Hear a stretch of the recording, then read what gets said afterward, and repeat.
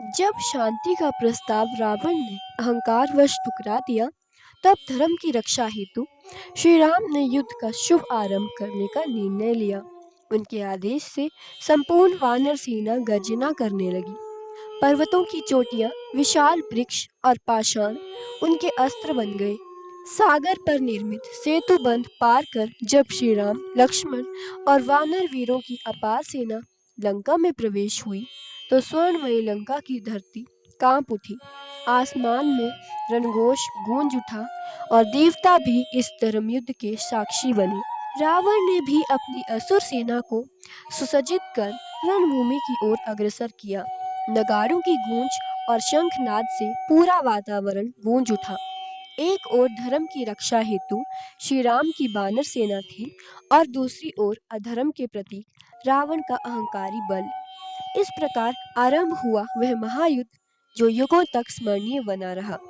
सबसे पहले रावण का सेनापति अकंपन रणभूमि में उतरा। वह असुरों में अत्यंत बलशाली, युद्ध कला में निपुण और रावण का प्रिय मित्र था। अकंपन ने प्रचंड गर्जना करते हुए वानर सेना पर आक्रमण किया। उसके प्रहार से अनेक वानर घायल हो गए, परंतु श्री राम के पराक्रमी सहयोगी अंगद ने उसे ललकारा, यदि तू वास्तव में वीर है तो मेरे प्रहार को संभाल कर दिखा। दोनों के बीच भयंकर युद्ध हुआ।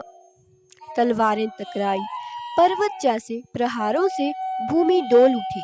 अंततः अंगद ने अपनी गदा को प्रचंड वेग से घुमाकर अकंपन पर प्रहार किया। उसका सिर धड़ से अलग होकर रणभूमि में गिर गया। अकंपन के वध के बाद राक्षस सेना भी भय से कांप उठी।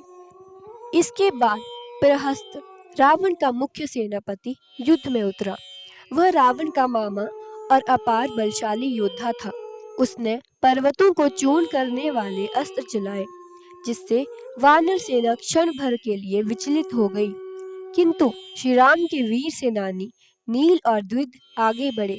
नील ने एक विशाल शीला उठाकर प्रहस्त पर फेंकी, जो उसके रथ को चूर चूर करती हुई उसकी छाती पर जा लगी।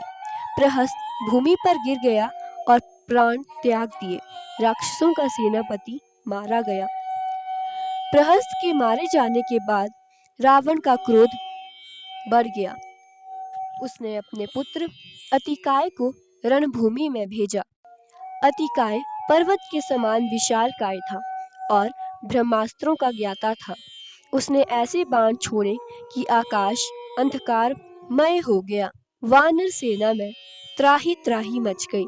तब श्री राम ने लक्ष्मण को संकेत दिया।